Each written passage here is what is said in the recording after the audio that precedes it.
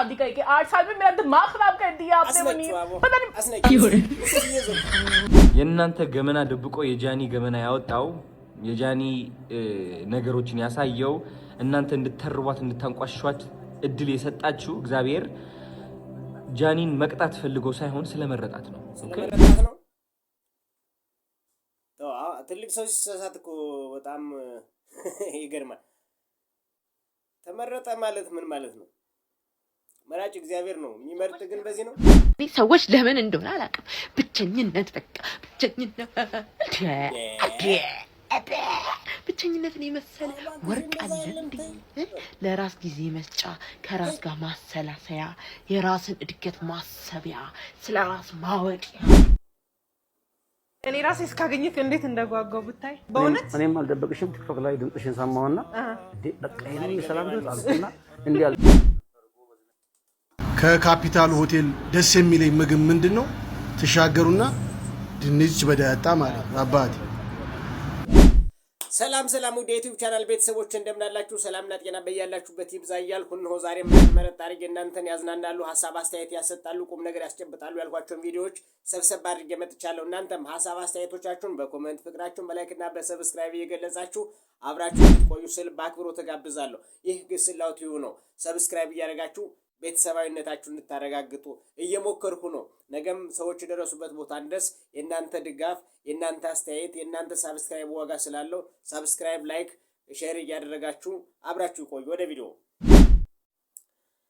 እንግዲህ አዶናይ ስለ ጃኒ ተከላክሏል። እስኪ የሚለውን ሰምተን እንመለስ። የእናንተ ገመና ደብቆ የጃኒ ገመና ያወጣው የጃኒ ነገሮችን ያሳየው እናንተ እንድትተርቧት እንድታንቋሽሿት እድል የሰጣችሁ እግዚአብሔር ጃኒን መቅጣት ፈልጎ ሳይሆን ስለመረጣት ነው። ኦኬ ስለመረጣት ነው። ሁላችንም የሚያጋጥመንና የሚደርስብን ነገር ነው። የሷ በእውንና በትልቁ ሆነ እንጂ ሁላችንም ገመና አለን። ገመና ተሸክመን አዝለን ነው እንጂ ይሄ ምንም ነገር አጥፍቼ አላቅም ብፁዕ ነኝ የሚለው አስተሳሰባችንን ተወውና ማለት ነው። ሁላችንም ገመና አዝለን ትከሻችን ላይ እዚህ ጋር አድርገን ነው ምን ዞረው ቢወጣ የለንም፣ እኛ አቅሙም የለንም፣ ኃይሉም የለንም፣ ፈሪዎች ነን። ራይት ጃኒ ግን ሁሉም ነገር በግልጽ ያሳየቻችሁ ሰው ነች። ጥንካሬዋም ያሳያል። ጥንካሬዋ ያሳያል፣ መነሻዋ ያሳያል፣ እግዚአብሔር ወዴት እንዳለማት ያሳያል። በቅርብ ጊዜ ታያላችሁ መድረክ ላይ ወጣ ስትናገር። በቅርብ ጊዜ ታያላችሁ እሷን ለማየት በሺዎች በጣም ብዙ ሴቶች ሲመጡ፣ ሴቶች ብቻ አይደሉም ወንዶችም በአጠቃላይ ሁሉም በቅርብ ጊዜ ታያላችሁ። እቺ እናንተ እየተረባችሁ እያሰቃያችሁ የሰራችኋት ሴት እንዴት እንደምትለወጥ ታያላችሁ። ምክንያቱም አዶናይ የኖረው ህይወት ጃኒን በተለየ መንገድ እየኖረችው ነው ያለችው።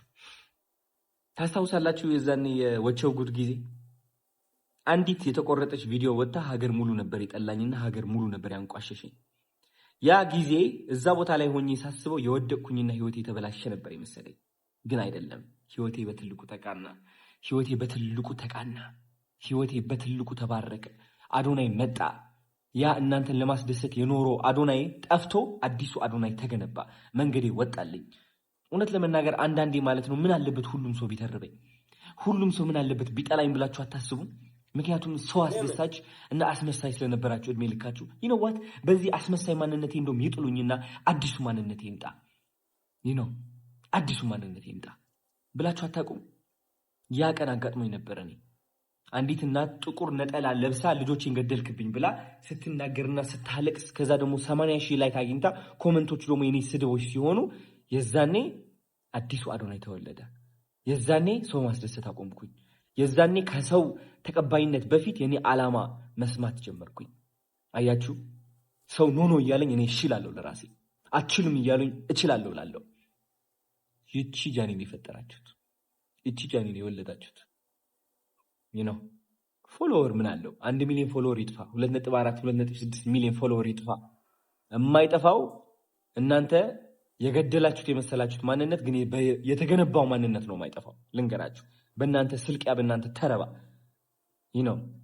አይጠፋም ያ ማንነት። ያ ማንነት 10 ሚሊዮን 20 ሚሊዮን ተከታይ ያለው ማንነት ነው። መሄድ አይችልም።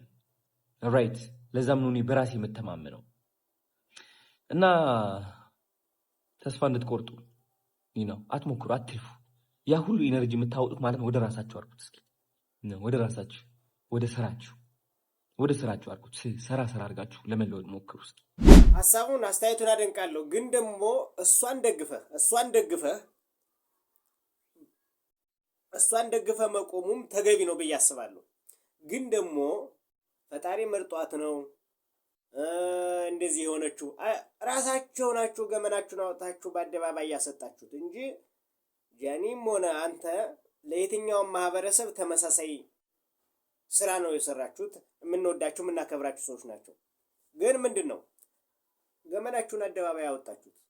አደባባይ ከወጣ ዘንድ ባገኘነው መሰረት እኛ ደግሞ እናነሳ እንጥላለን። ማን ነው ትክክለኛ፣ ማን ነው አጥፊ፣ ማን ነው ያላጠፋው፣ ማን ነው ይሄን ያደረገው? ስለ ፎሎወር ስለምናምን አይደለም። ይሄም ስለ ማንነት አይደለም። የተሻለ ማንነት አላት። ነገ ልትለውጥ ዛሬም እኮ አልወደቀችም። ግን እሷ ባመጣችሁ እናንተ ባመጣችሁት ሶሻል ሚዲያ ላይ በነዛችሁት በተናገራችሁት መንገድ ነው እኛ ሐሳብ አስተያየት የሰጠነው። ሌላው ሰው ሐሳብ አስተያየት የሚሰጠው ለመጣል አይደለም፣ ለማስተካከልም ጭምር ነው እንዴ። ስለዚህ የተደረገው ስራ ይሄ ነው። አንተ ደግሞ ስሜታዊ ሆነ እሷን ደግፈህ መቆሙ ይሁን ግድ የለም። ግን ደግሞ የተደራረጉትና ያወጡት AI አይደለም የሆነውና ያወጣችሁት። ሰው ደግሞ በዚያ ተመርኩዞ ሐሳብ አስተያየት ሰጠ። እኛ ደግሞ የምታመጡልን የእናንተን ሐሳብ የሌላውን ሐሳብ ሰምተን እኛም ሐሳብ አስተያየታችን ልንሰጥ እስከሆነ ድረስ ሌላውም ሰው በዚህ መንገድ የመጣ ነው ለማለት ነው። ይሄን ይመስላልና ያው እሷን ደግፈህ መቆሙ ተገቢ ነው፣ መደገፍ አለብህ። ያው እንግዲህ አብራችሁ መሆን አለባችሁ ብዬ አስባለሁ። ግን ደግሞ በዚህ መንገድ የሚያናድህ ነገር መሆን የለበትም ነው። እኛ ደግሞ ሌላው ማህበረሰብ ደግሞ በማህበረሰብ ላይ ነው የመጣችሁ ሁላችንም ማህበረሰብ ደግፎን አቅፎን ደግፎ ነው እንመጣ። ይሄ ማህበረሰብ ደግሞ ሲቆጣብን ሲናገረን ተመልሰን ሐሳቡን ማስተካከል መቀበል ያለብን ይመስለኛል። ያን መሆን ያለበት እንጂ እናንተ እንዲጠላችኋት ወይ እንደዚህ አንስታችኋት እኛ አይደለም፣ እነሱ ናቸው ራሳቸው ናቸው። እኔ ራሴ እስካገኘክ እንዴት እንደጓጓው ብታይ በእውነት እኔም አልደበቅሽም። ቲክቶክ ላይ ድምፅሽን ሰማሁና በቃ ይሄ ነው የሰላም ድምፅ አልኩና እንዲህ አልጠበቅኩም ነበር። ጎበዝ ነሽ። ለምንድን ነው ማስታወቂያ ያለሽ ምን ትሰጧለሽ? በዚህ አጋጣሚ እግረ መንገድሽን እስማኤል ጌታን ከዚህ በተሻለ መንገድ ማስተዋወቅ ቢቻል አይደለ? እኔም እኖርበታለሁ እንዴ? አዎ በደንብ እንጂ እስማኤል ዴንታል ክሊኒክ እኔንም ብትሰሪ ደስ ይለኛል። የምር ስታምር እኔ ለጥርሴ ብቻ አይደለም እንደው አንቺንም በዛው ባየውሽ። ከካፒታል ሆቴል ደስ የሚለኝ ምግብ ምንድነው? ተሻገሩና ድንች በዳጣ ማለት ነው። አባቴ እንደዚህ ነው። ራስን የምታዝናናበት መንገድና ሪፍሬሽ የምታደርግበት መንገድ ይለያያል። ሰው የደረሰበት ያቅምህን ነው መዝናናት ያለብህ። በአቅምህ ነው መሆን ያለብህ። ሰዎች ሆቴል ከገቡ ሆቴል ፊት ለፊት ደግሞ ዳጣ በድንች ከተሸጠ እሱን ቅርጥፍ አድርገህ እየበላ ፊት ለፊት ታያለህ። ሰው የሚያደርገውን ሰው የሚሆነውን እንደውም እኔ በተለየ መንገድ በር ላይ ውጭ ላይ ተቀምጦ ድሃም ምንድነው ሀብታም የሚያደርጉትን እያዩ መዝናናትም አንድ እነሱ በእኛ እኛም በእነሱ እየተዝናናን ፈታ እያልን መቀመጥ እንችላለን። ፈታ ብለን መቀመጥ እንችላለን፣ ማየት እንችላለን፣ ኢንተርቴን ማድረግ እንችላለን፣ መጥገብ እንችላለን። በቃ አለቀ። ባቄላ ስጋን ይተካል፣ ምንም ችግር የለውም። ባቄላ ስጋን ይተካል፣ ችግር የለውም። ፈታ ያደረገ ቪዲዮ ነው። ዋ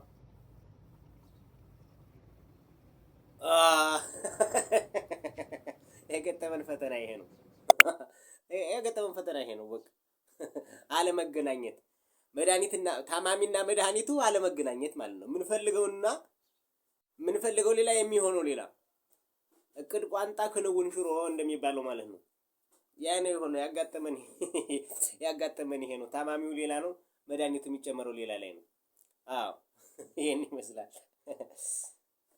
ሰዎች ለምን እንደሆነ አላውቅም። ብቸኝነት በቃ ብቸኝነትን የመሰለ ወርቅ አለ እንዴ? ለራስ ጊዜ መስጫ፣ ከራስ ጋር ማሰላሰያ፣ የራስን እድገት ማሰቢያ፣ ስለ ራስ ማወቂያ። ብቸኝነት ብዙ በረከት ነው ይዞ የሚመጣው። ከሰው ጋር መሆን ሙሉ ለሙሉ ብቸኝነት ላይ ዶንት ሰፖርት ሶሻል ላይፍ ፍሬንድሺፕ ሃቪንግ ኢንጆይንግ ላይፍ ዊዝ ፒፕል አር አሜዚንግ not all of them ሁሉም አይደሉም። ግን ከሰዎች ጋር መሆን ደስ ይላል። ግን 24/7 24 ሰዓት ሙሉ ልንታይ አልችልም። ከሆነ ሰዓት በኋላ get the hell out of here። እንዴት ሰው 24 ሰዓት ሊሆን ይችላል ከሰው ጋር? ኖ ከፍቅረኛ ጋር ብቻ ከፍቅረኛም ጋር 24 ሰዓት አይኮንም። ስራ ይሄዳል። ስራ ወይ ትዳርም ከሆነ ቀን ስራ ይሆናል። ማታ ነው የምንገናኘው እንጂ ነው አለሚን አትሊስት ፍቅረኛ ሲያል ላይሰለች ይችላል። ሰው ግን ሌላ ፍጥረቶች ግን እንዴ ብቸኝነትን ከምንም ጋር እንዳታወዳድሩት እሺ። ይመላችሁ። ብቸኝነትን አልደግፍም እኔ። ብቸኝነት የመደበቂያ ምሽግ ነው። ብቸኝነት ከብዙ ነገር ወደ ኋላ የሚያስቀር ነው። ብቸኝነት ራስንና ስለ ራስ ማስቀደም ነው በብዛት ብቸኝነት መሆን ማለት። ብቸኝነት ራስን ብቻ ማዳመጥ ነው። ግን ሰው ከማህበራዊ ኑሮ እየኖረ ከማህበረሰብ ጋር እየኖረ ብቸኝነት ወቅቱ የሚጠይቃቸውን እድሜ የሚጠይቀውን ስራ የሚያስፈልገውን ማድረግ ተገቢ ነው። ካልሆነ ግን ዋጋ የለውም። ብቸኝነት ምንም መደበቂያ ዋሻ እንጂ መኖሪያ ማማ አይደለም። መኖሪያ ቤት አይደለም። ብቸኝነት መደበቂያ ዋሻ ነው። ራሳችንን ከሰዎች ወይ ደግሞ ከሆኑ ነገሮች የምናሸሽበት ነው። ራሳችንን ከትዳር የምናሸሽበት ነው። ራሳችንን ከኃላፊነት የምናሸሽበት ነው። ራሳችንን ከማህበራዊ ባህል፣ እሴት፣ ወጎች የምናሸሽበት ነው ብቸኝነት ማለት። በጋራ መኖር ማለት ደግሞ እንግዲህ በአብሮነት የማህበረሰብ እሴት ወጎችን አጠናክረን አስቀጥለን ያ ማለት ደግሞ እድሜ ማግባት ባለብሽ ሰዓት አግብተሽ ስራ መያዝ ባለብሽ ስራ ይዘሽ ማገዝ ባለብሽ ሰዓት ሰዎችን አግዘሽ መሆን ካለብሽ ሰው ጋር በጊዜ ሆነሽ ትዳር፣ ህይወት፣ ልጅ፣ ሌላ የሚመሳሰሉት ነገሮችን ማምጣት በምችበት ጊዜ አለመሆን ማለት በትውልድም በሀገርም በምንም ቢሆን ወደ ኋላ ማስቀረት ነው። ብቸኝነት አይደገፍም። ብቸኝነት የሚያምረው ሽንት ቤት ብቻ ነው። ከዛ ውጭ ያለ ብቸኝነት ግን ደህንነት አይሰማም። አስመሳይ ሰው ነሽ አንቺ። በህይወቴ እንዳትመጪ። ከሄደው ምን አለሽ ካለው ተላመጂ። እኔ ክስሻለሁ ዳግም አትጎጂም። ይዞት ጦስሽን ይዞት ይሄድ እና ቀሽቷ ምን አሰብሽ? እኔ ምን ለመንቀሳቀሻ ሬንጅ ሮቨር ለመደዋወያ ደግሞ አይፎን 70 ሊገዛልኝ ነበር። ያንን የማድረግ አቅም አለ እንዴ? አላየሁሽም። ይህን ይመስላል የዛሬው ዝግጅታችን። አጠር መጠን ያለች ናት።